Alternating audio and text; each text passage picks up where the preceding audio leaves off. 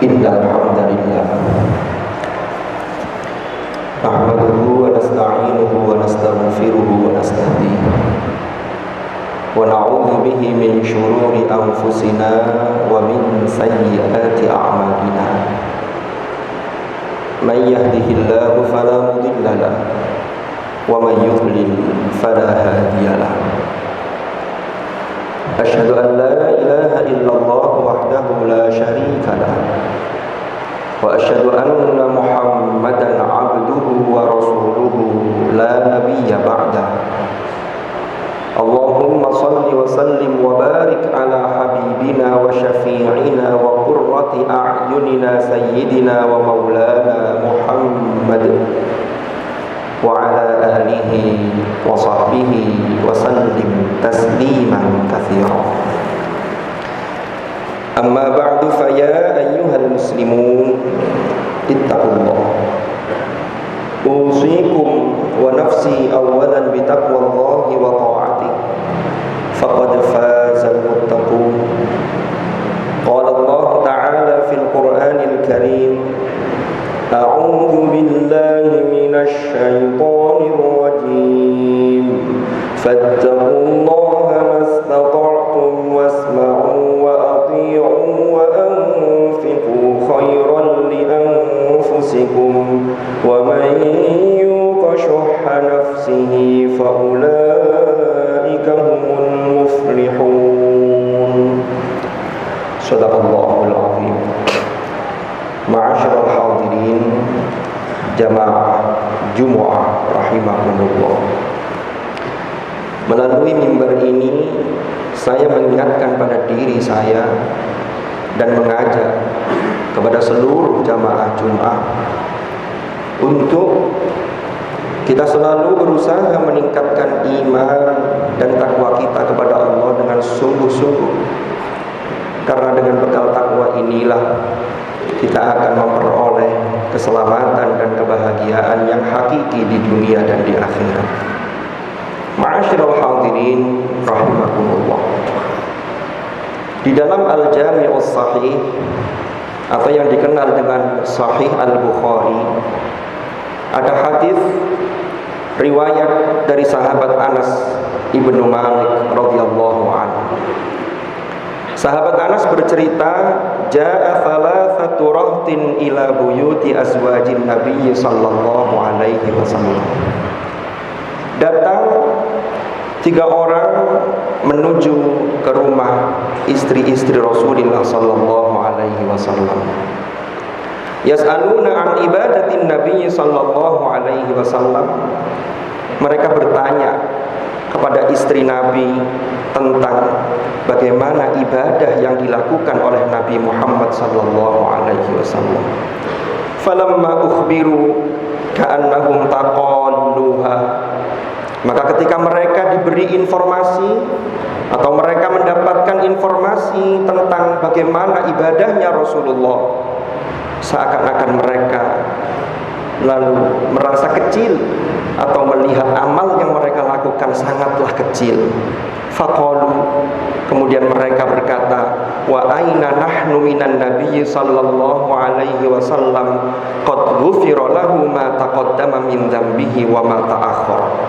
Bagaimana dengan posisi kita dibanding Nabi Muhammad sallallahu alaihi wasallam?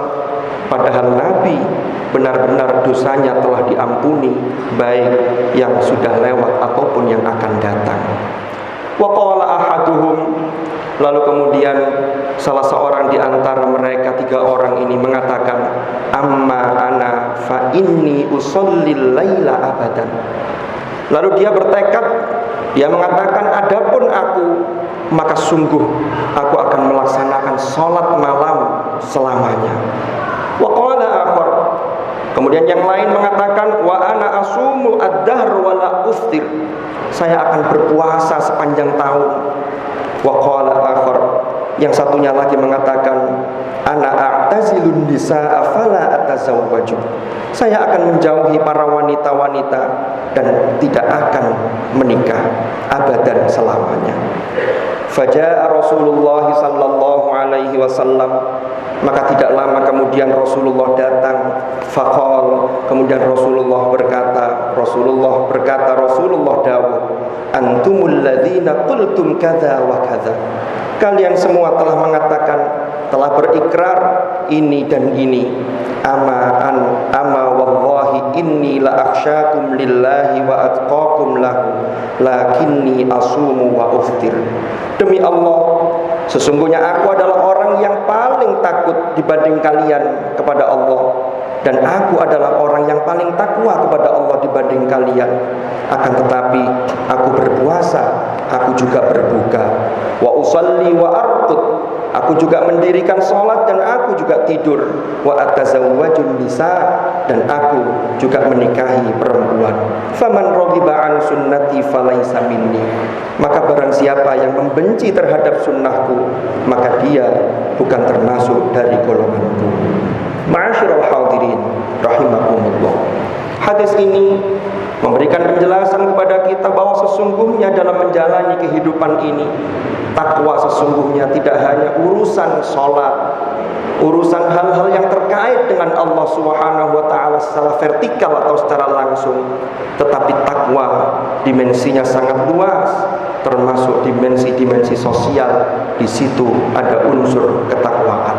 Maka dari itu, jika kita lihat di dalam surah Ali Imran ayat 133 dan 134, ketika Allah menjelaskan siapa orang-orang bertakwa yang Allah jelaskan dalam firman-Nya, uiddat lil muttaqin, lalu dijelaskan alladzina yunfiquna fis sarra'i wad dharra al-ayat, yaitu orang-orang yang senantiasa menginfakkan sebagian hartanya, baik dalam keadaan lapang maupun dalam keadaan sempit. Kata-kata ini atau ungkapan alladzina yunfiquna fis sarra wad dharra memberikan pelajaran kepada kita bahwa dimensi takwa yaitu menyentuh dimensi sosial, menyentuh dimensi muamalah. Bagaimana mungkin seseorang akan memperoleh rezeki jika dia tidak melakukan pekerjaan atau tidak bekerja secara sunnatullah? Maka disinilah orang yang bertakwa sangat-sangat diperintahkan untuk memiliki aktivitas-aktivitas sosial, termasuk bagaimana dia baik kepada orang lain, sehingga takwa itu tidak hanya ketika kita berada di masjid, tetapi di masjid ini pesan-pesan takwa disampaikan dan harus kita implementasikan sesuai dengan konteks dan kondisi kita masing-masing. Ma'asyiral hadirin rahimakumullah.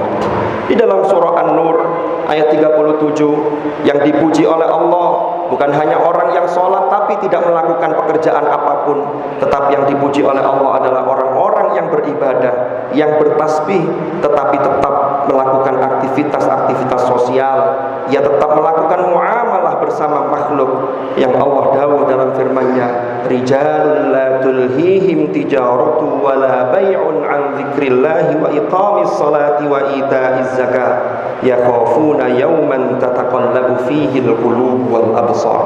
Yang mana di sana dinyatakan yaitu orang-orang yang tidak dilalaikan dengan bisnisnya, dengan aktivitas bisnisnya dari mengingat Allah. Mereka tetap mendirikan sholat dan menunaikan zakat. Mereka takut akan satu hari di mana al-qulub wal absar, yaitu hati dan pandangan berguncang, yaitu ketika peristiwa hari akhir. Ma'asyiral hadirin rahimakumullah. Maka yang harus kita tanamkan dalam diri kita sesungguhnya adalah bagaimana pesan surah Ar-Ra'd ayat 28 yang Allah dawuh, Allah firmankan, alladzina amanu wa tatma'innu qulubuhum bi dzikrillah, ala bi dzikrillah tatma'innul qulub, yaitu orang-orang yang beriman dan hati mereka tenang dengan mengingat Allah. Ingatlah, sungguh dengan mengingat Allah hati menjadi tenang. Mengingat Allah di sini konteksnya luas, konteksnya sesuai dengan profesi kita masing-masing. Jika kita dalam pekerjaan kita mengingat Allah, maka pasti kita tidak akan melakukan hal-hal yang terlarang di dalam syariat Islam. Termasuk kalau kita sedang dalam proyek-proyek tertentu, maka kita tidak akan berani untuk melakukan korupsi dan lain sebagainya. Itulah sesungguhnya esensi dari mengingat Allah dan esensi dari takwa, sehingga takwa tidak hanya kita pandang dalam bentuk ibadah-ibadah yang mahdhah seperti salat dan lain sebagainya, tetapi takwa memiliki dimensi yang sangat luas. Karena dimensi sosial, kita punya kepedulian sosial, maka itu sesungguhnya masuk dalam kategori takwa kita kepada Allah Subhanahu wa ta'ala. Mudah-mudahan Allah senantiasa membimbing langkah kita sehingga kita berada di jalan yang diridhai oleh Allah Subhanahu wa ta'ala. Wallahu subhanahu yaqul wa biqawlihi yahtadil muhtadun. Man 'amila shalihan falinafsihi wa man asaa fa'alayha wa ma rabbuka bidhallamin lil 'abid. Barakallahu li wa lakum fil Qur'anil Karim wa nafa'ani wa iyyakum bima fihi minal ayati wadh-dhikril hakim wa taqabbala minni wa minkum tilawatahu innahu ta'ala jawadun karimun barrur raufur rahim. أقول قولي هذا وأستغفر الله لي ولكم فاستغفروه إنه هو الغفور الرحيم وقل رب اغفر وارحم وأنت خير الراحمين.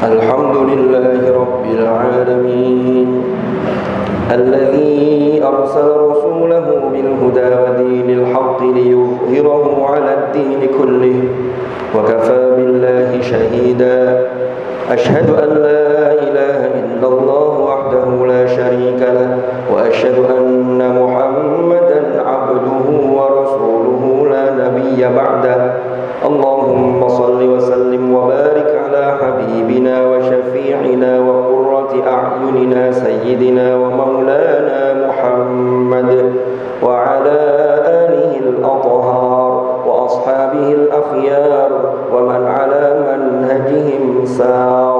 أعوذ بالله من الشيطان الرجيم بسم الله الرحمن الرحيم والعصر إن الإنسان لفي خسر إلا الذين آمنوا وعملوا الصالحات وتواصوا بالحق وتواصوا بالصبر صدق الله العظيم. أما بعد فيا عباد الله اتقوا الله أوصيكم ونفسي بتقوى الله وطاعته فقد فاز من اتقى واعلموا أن الله أمركم بأمر بدأ فيه بنفسه وثنى بملائكته وقال عز وجل إن الله وملائكته يصلون على النبي يا أيها الذين آمنوا صلوا عليه وسلموا تسليما. اللهم صل وسلم وبارك على سيدنا محمد وعلى آل سيدنا محمد كما صليت وسلمت وباركت على سيدنا إبراهيم وعلى آل سيدنا إبراهيم في العالمين إنك حميد مجيد. وارض اللهم عن الخلفاء الراشدين ساداتنا أبي بكر وعمر وعثمان وعلي وعن بقية أصحاب رسول الله أجمعين وعن التابعين وتابعيهم بإحسان إلى يوم الدين وارض عنا معهم برحمتك يا أرحم الراحمين. اللهم اغفر للمؤمنين والمؤمنات اللهم اغفر للمؤمنين والمؤمنات والمسلمين والمسلمات الأحياء منهم والأموات إنك سميع قريب مجيب الدعوة.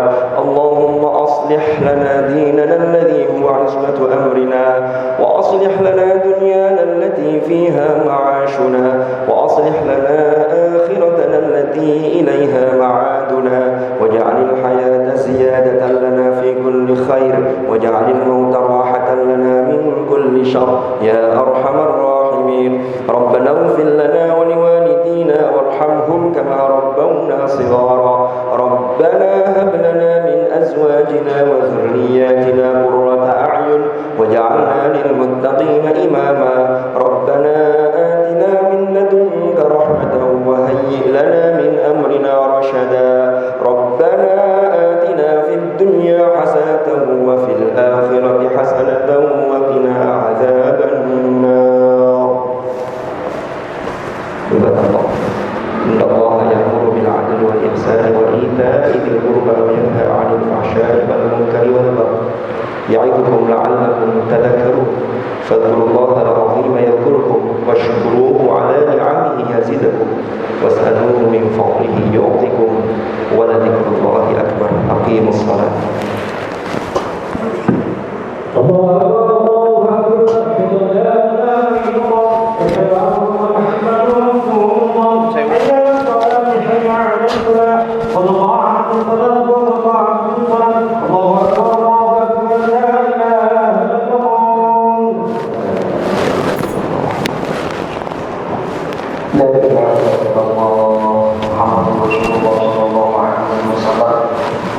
صلوا صفوفكم فإن تصفية الصفوف من تمام الصلاة. Lurus tempat sholat yang kosong di situ berdiri. Ilahi anta maksudi wa ridha wa nuri Allahumma akhiri afdal mu'tima ibadah sholat.